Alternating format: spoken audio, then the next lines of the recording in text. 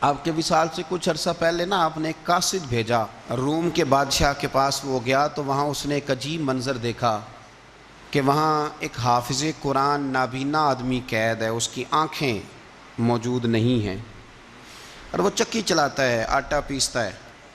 اس قاصد نے اسے پوچھا تو یہاں کب سے ہے اور یہ تیرے ساتھ معاملہ کیسے ہوا؟ تو وہ کہنے لگا مجھے انہوں نے گرفتار کر لیا, پھر مجھے کہنے لگے عیسائی ہو جا.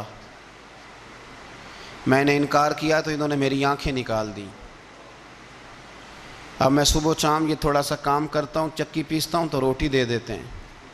وہ قاصد حضرت عمر بن عبدالعزیز کے پاس آیا اور آ کے کہا حضور ایک اس طرح کا مسلمان روم کے بادشاہ کے پاس قید ہے, ایک مسلمان کی تکلیف.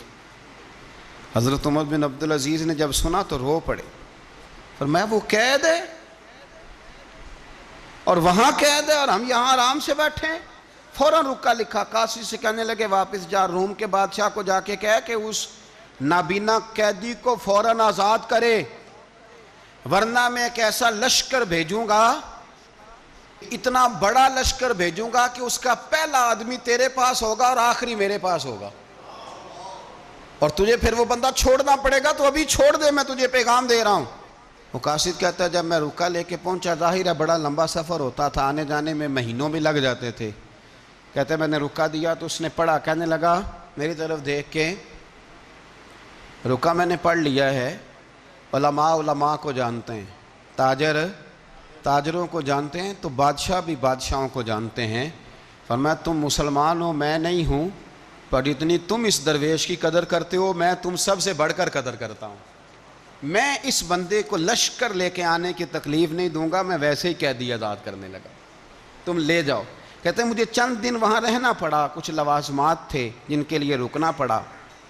ایک دن میں شاہ روم کے دربار میں گیا تو وہ تخت سے نیچے اتر کے رو رہا تھا اور اس کی ہچکی بندھی تھی اور اس کے سینے سے آواز نکل رہی تھی.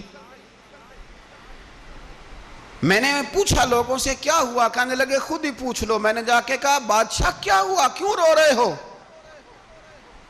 تو کہنے لگا آج دھرتی کا حسن اٹھ گیا ہے, آج سنگھار ختم ہو گیا, آج دھرتی کا حسن اٹھ گیا. میں نے کہا کیا ہوا؟ کہنے لگے عمر بن عبدالعزیز انتقال کر گئے, تمہارا امیر چلا گیا. تو میرے دل میں خیال آیا, میں نے آہ بھری, میں نے کہا پھر ہمارے لیے کیا حکم ہے؟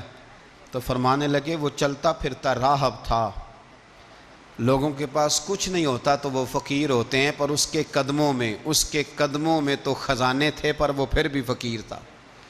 فرمایا اس کا حکم اگر میں زندگی میں مانتا تھا تو مرنے کے بعد بھی بات مانی جائے گی, تمہارا قیدی بھی تمہیں واپس کیا جائے گا اور عمر بن عبدالعزیز کی بات بھی سنی جائے گی.